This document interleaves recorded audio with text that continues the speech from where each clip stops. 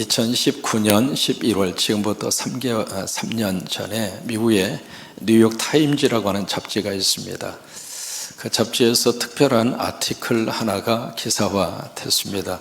그 제목이 바로 뭐냐면 한국인의 성공과 행복의 비밀이라고 하는 아티클이었습니다. 여러분, 우리 한국 사람들의 성공과 행복의 비밀이 뭘까요? 나름대로 한번 생각을 해보시기 바랍니다. 그 글을 쓴 사람은 윤희홍이라고 하는 미국의 재미교포인데 컬럼니스트입니다. 이제 그분이 그 아티클을 쓰면서 뉴욕 타임즈니까 영어로 썼겠죠. 거기에 한국 사람들이 가지고 있는 성공과 행복의 비결을 딱 한마디로 그러니까 눈치라고 하는 이 단어가 바로 이것이 한국 사회 속에서 살면서 성공하려면 눈치가 있어야 또 행복하려면 눈치가 있어야 되는 것이 한국 사회다라고 하는 그런 아티클입니다. 그러니까 나름대로 사람이 살면서 눈치를 가지고 살아야 돼요. 눈치 없이 살면 인간관계가 다 파괴되는데, 특별히 우리 한국 사회 속에서는 눈치가 너무너무 귀하다고 하는 거예요. 그 눈치가 가지고 있는 영향력이 크다고 하는 거예요. 그 윤희송 그 컬럼니스트는 이 단어를 소개하면서 이것을 영어로 번역하지 않았습니다. 소리 나는 대로 그대로 썼거든요. 왜 그랬을까? 한국말에 눈치라고 하는 이 단어를 영어로 번역할 만한 단어가 없습니다. 왜냐하면 한국에서 나온 독특한 어휘이기 때문에 그래요.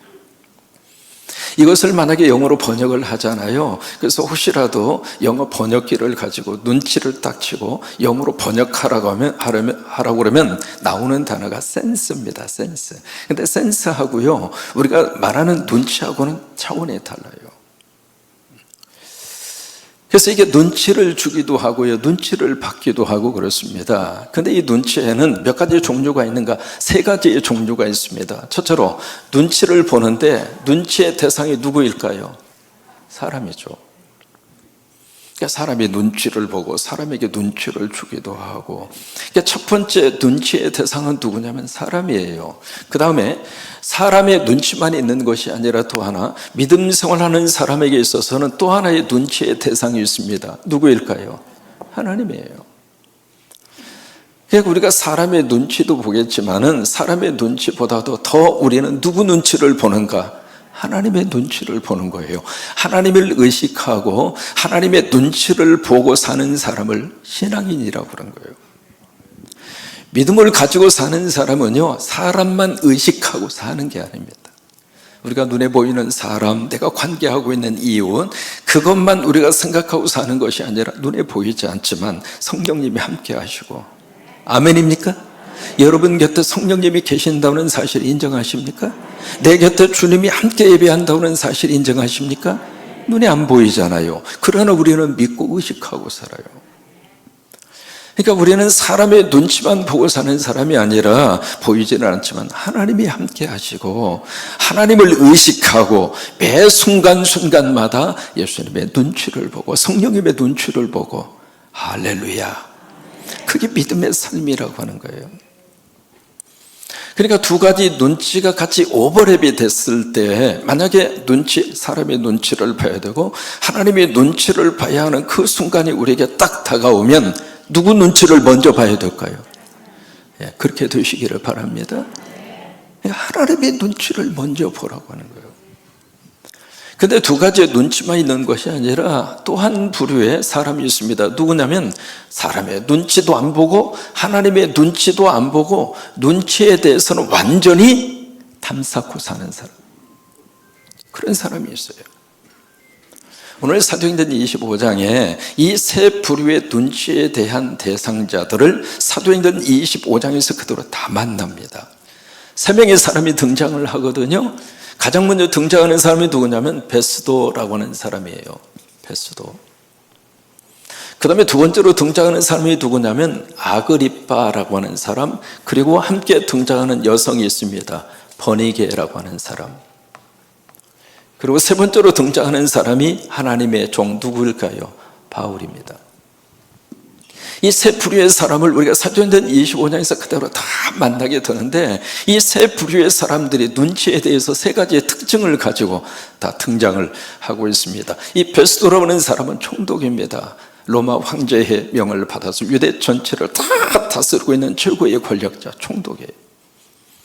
이 총독의 전임자가 누구냐면 벨릭스 총독이에요. 그 총독이 사도 바울을 구속을 해서 가이사르 지역에서 재판이 이루어지는데 그 재판에서 미적미적되면서 무려 2년 동안을 끌어요.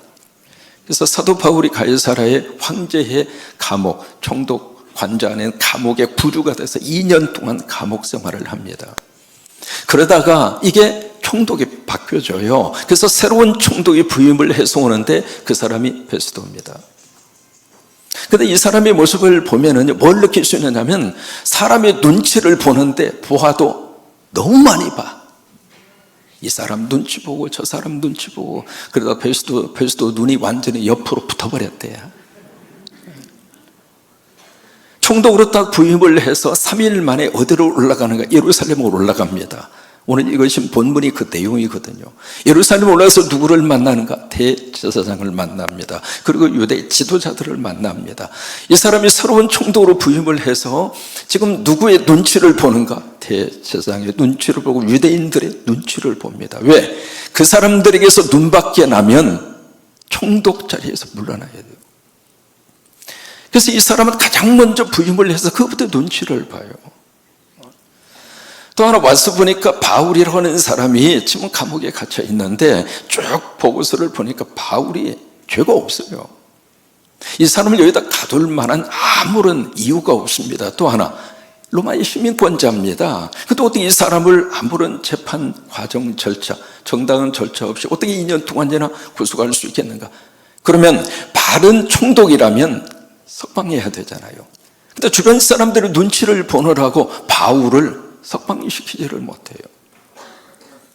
나중에 이 베스도라는 총독은 나중에 누구 눈치까지 보는가? 이 사람 눈치까지 봅니다. 그래서 이 베스도라는 사람은 사람의 눈치를 보는 대표적인 그런 사람으로, 그래서 계속 눈치만 보다가 2년 동안 총독 자리에 있다가 나중에 병에 걸려서 눈치 보다가 죽었어요. 그게 베스도입니다. 두 번째 사람을 만나게 되는데 누구냐면 아그리빠하고 버니게라고 하는 사람을 만나는데, 이 아그리빠라고 하는 사람을 13절에 보시면 누구라고 소개하는가? 왕으로 소개합니다. 근데 왕이라고 하는 이 말은 유대 전체를 통치하는 왕이라는 뜻이 아니라 원래 분봉왕입니다. 그 뜻은 4분의 1이라고 하는 뜻이에요. 유대 전체 지역을 쭉 지역별로 관할을 해서 그때는 4분의 1이 아니라 3분의 1씩 지역을 분할을 했습니다. 그래서 저쪽에 시리아 지역에 데가볼리죠. 그리고 갈릴리 호수를 중심으로 한 갈릴리죠. 그리고 유대와 사마리아 지역, 그쪽을 통틀어서 또 하나의 지역으로 3등분을 해서 그 3등분을 세 사람이 정치적인 파워를 가지고 통치하게 만든 시스템이 분봉왕이에요. 그러니까 아그리빠라는 사람은 바로 그 유대와 사마리아 지역을 맡아서 통치를 했던 그런 통치자입니다. 정치적인 힘을 가지고 있었던 사람이죠. 근데 이 사람의 가문이 보통 가문이 아닙니다. 그의 아버지가 성경에 나옵니다. 그 성경이 나오는데 사도행전 12장에 뭐라고 나오는가? 헤롯으로 나옵니다. 그러니까 역사적으로 여기에 기록이 되어 있는 아그리빠는 아그리빠 2세입니다. 그리고 사도행전 12장에 나오는 헤롯으로 등장하고 있는 사람이 아그리빠 1세입니다. 그 헤롯으로 등장한 그 사람이 바로 누구냐면, 여러분 누구일 것 같아요? 야고보 사도를 죽인 사람이에요. 그리고 베드로를 잡아서 감옥에 투옥시킨 사람이 아그리빠 2세의 아버지 아그리빠 1세입니다. 그 다음에 이 아그리빠 왕의 할아버지가 성경에 나옵니다. 마태복음 2장에 보시면 아켈라오, 그 사람을 만나게 되는데 그 사람이 아그리빠 왕의 할아버지예요. 그 다음에 증조 할아버지가 성경에 나옵니다. 누구냐면 헤롯 대왕입니다. 예수님 당시에 2살 아래의 유아들을 살해했던 사람 헤롯 대왕. 그러니까 아그리빠 왕 이 집이 보통 집안이 아니에요. 아버지도 나오지, 할아버지도 나오지, 중조 할아버지도 나오지. 근데 그 옆에 등장하는 사람이 누구냐면 버니게라고 하는 여자가 등장하는데, 그 버니게가 누구냐면 아그리빠 이 사람의 누나입니다. 여러분, 여기서 눈치가 빠른 사람은 뭔가 좀 이상하다. 여러분, 분위기가 좀 이상하지 않아요? 아니면 정상적이에요? 눈치를 좀 채셔야죠. 지금 남동생하고 지금 누나가 부부로 등장하고 있습니다. 눈치 채셨어요? 눈치가 좀 있어야지. 정상적인 게 아니란 말이에요. 근데 이 번제에 이런 사람, 이 아그리빠 이 왕의 동생도 성경에 나옵니다. 여동생 이름이 두루실라입니다. 벨릭스 총독, 전임 총독의 아내입니다.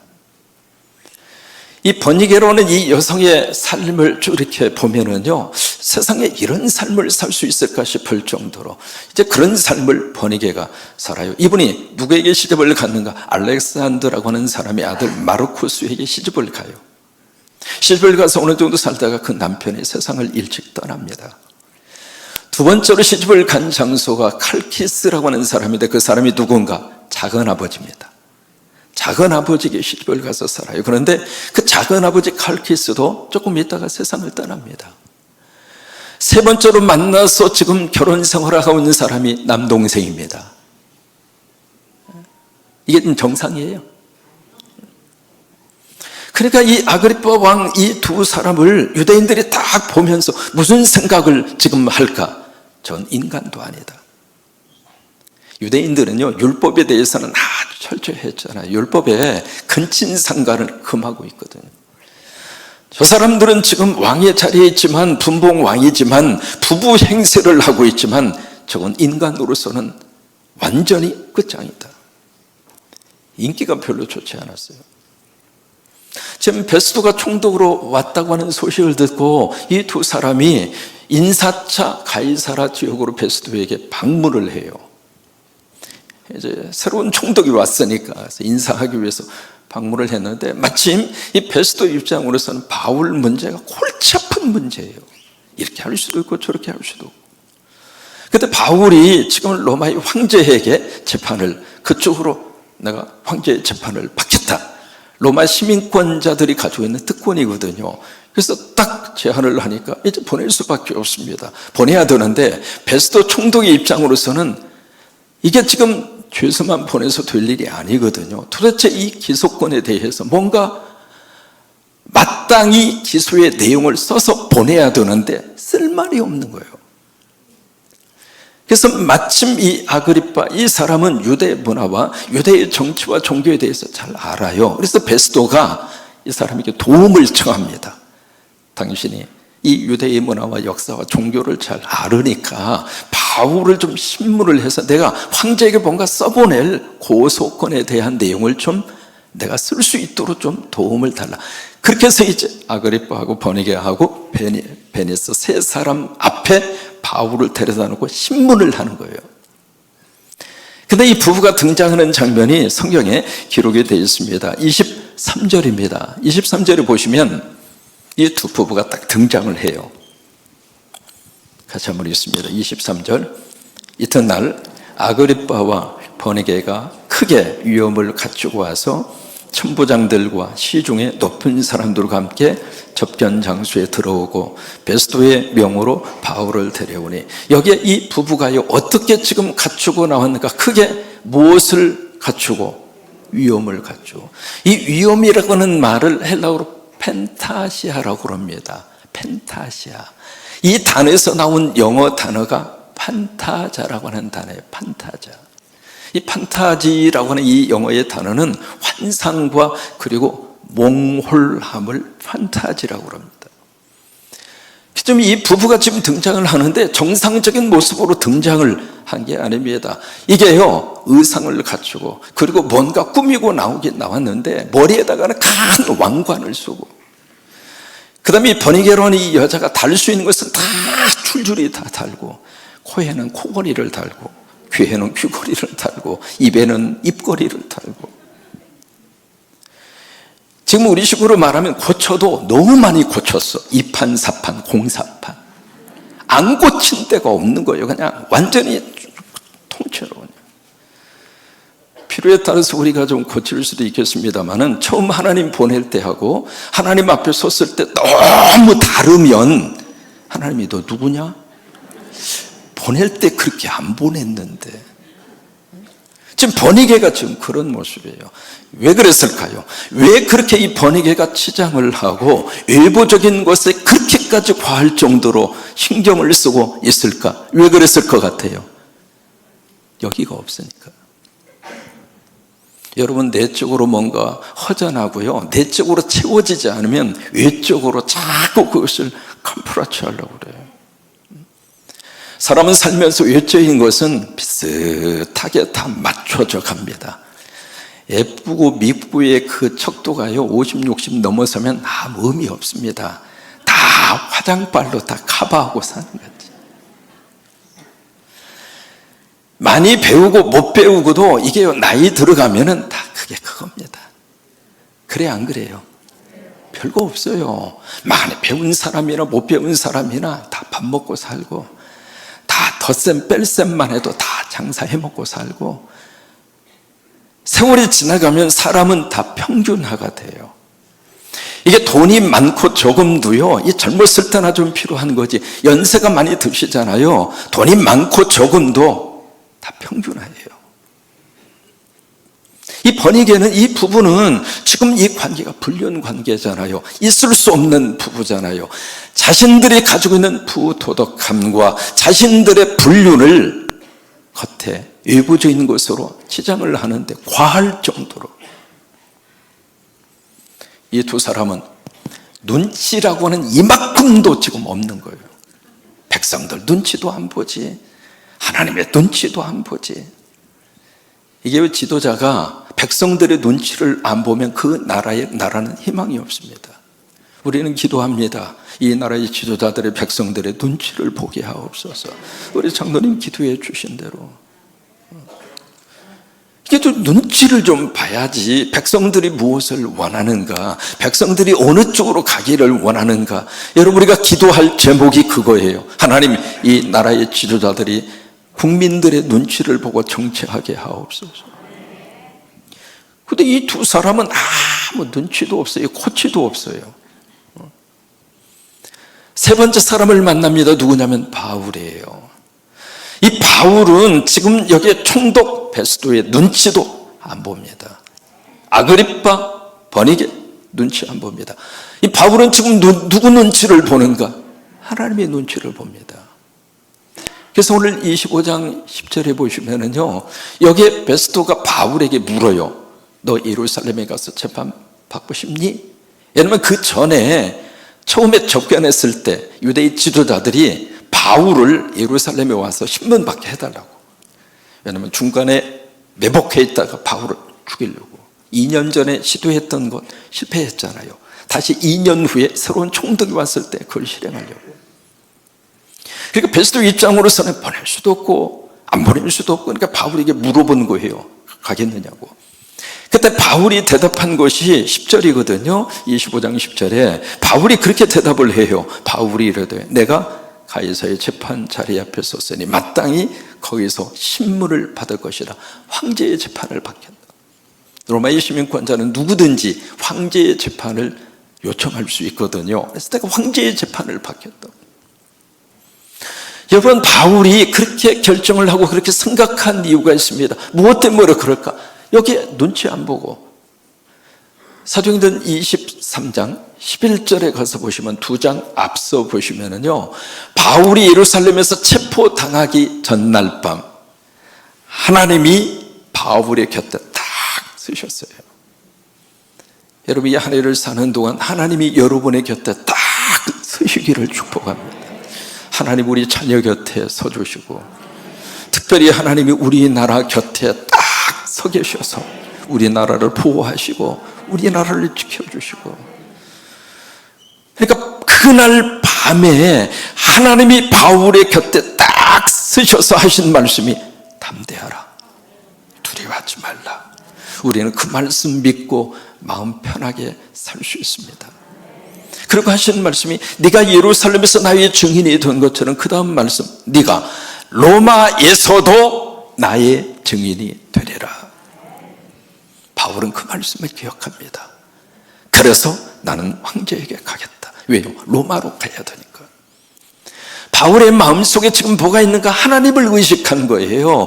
그 주변 사람들과 주변 상황과 눈에 보이는 사람들을 눈치를 보고 거기에서 판단하고 평가한 것이 아니라 하나님을 의식하고 하나님의 눈치를 보고. 여러분, 결국 누가 승리의 삶을 사는가? 하나님 눈치 보는 사람이 이깁니다. 사람 눈치는 안 볼 수 없지만, 그러나 정도껏 눈치를 보시고, 사람의 눈치와 하나님의 눈치가 충돌했을 때에는 누구 눈치 봐요? 하나님 눈치 보고.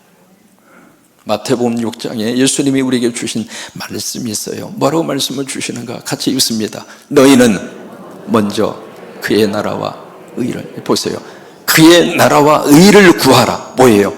하나님 눈치 봐라, 그거예요. 먼저 보라, 이 말이에요. 사람 눈치 보다가 나중에 하나님 눈치 보고 그러지 말고 하나님의 눈치를 먼저 봐라, 그거예요. 다시 한번 띄워줘 봐요. 그 다음에 하나님이 주신 약속이 있습니다. 그리하면 이 모든 것을 너희에게 도와여 주리라. 하나님 눈치 보고 살면 하나님께서 역사하세요. 하나님의 눈치를 보면 다 정리해 주세요. 크게 아멘. 하나님의 눈치를 보고 살면 하나님이 필요한 것 더해 주세요. 미국의 흑인 여성 지도자 가운데 콘달리자 라이스라고 하는 흑인 여성 지도자가 있습니다. 아들 부시 정권 때 국무장관 했던 사람이죠. 스탠퍼드 대학에 있다가 부시 정권 때 러시아와의 관계 때문에 러시아의 전문가인 콘달리자 라이스를 국무장관으로 발탁합니다. 저분이 이제 그의 신앙 고백을 딱 쓰고 그 고백의 책의 제목이 그거예요. 하나님, 제 방식이 아니라 하나님의 방법대로 이끌어 주시옵소서. 아버지도 목사고요, 할아버지도 목사입니다. 저분이 이제 미국 백악관에서 국무장관으로 근무를 할 때 부시 대통령과 그분도 아주 신실한 크리스찬이잖아요. 백악관에서 회의가 이루어지면 라이스 저분이 피아노를 잘 쳐요. 피아노 앞에 딱 서서 거기에 찬양 반주를 하면 거기에 모든 백악관의 참모들이 함께 찬양하고 기도하고 그랬던 분이거든요. 저 신앙의 고백서 그대로입니다. 내 방식이 아니라 사람 눈치 보고 사람 비유 맞추고. 여러분, 그거요 한도 끝도 없어요. 어느 목사님 목표를 하시는데 아이를 하나 낳아서 잘 기르고 있는데 교인들의 눈치가 막, 여러분, 목사는 눈치 구단입니다. 눈치를 주는데 그 눈치가 뭐냐면 목사님하고 사모님하고 얼마나 관계가 안 좋으면 더 이상 둘째가 왜 안 생길까, 자꾸 눈치를 주는 거예요. 그래서 목사님하고 사모님하고 이건 안 되다 싶어가지고 열심히 노력을 하셔서 둘째를 낳거든요. 근데 이번에 교인들의 눈치가 또 이상해집니다. 내 방식이 아니라 하나님의 방식대로 나를 이끌어 주시옵소서. 그 하나님의 방식이 뭔가? 하나님을 의식하고 하나님 눈치 보고. 여러분, 비행기가 활주로에서 이렇게 이륙을 할 때 바람이 뒤에서 불어주는 게 좋아요? 앞에서 불어오는 게 좋아요? 그렇게 생각하시죠? 비행기는 안 그래요. 비행기가 이륙할 때 맞바람이 불어야 비행기가 잘 이륙합니다. 왜냐하면 맞바람이 불면 부력이 생겨서 비행기가 떠요. 우리가 하나님의 눈치를 보면 하나님이 우리 인생에 맞바람을 불어주세요. 그래서 그 맞바람으로 위로 쫙 하고 올라가도록 더하여 주리라. 그래요. 여러분, 누구 눈치 보고 사시겠습니까? 그래. 아멘이죠? 사람의 눈치도 보고 여러 가지 환경의 눈치를 보면서 살지만은 정말 우리들이 눈치 봐야 할 대상은 하나님이세요. 여러분, 하나님의 눈치 보시고 멋지게 상승해서 그런 축복의 삶을 사시게 되기를 주의 이름으로 축원합니다.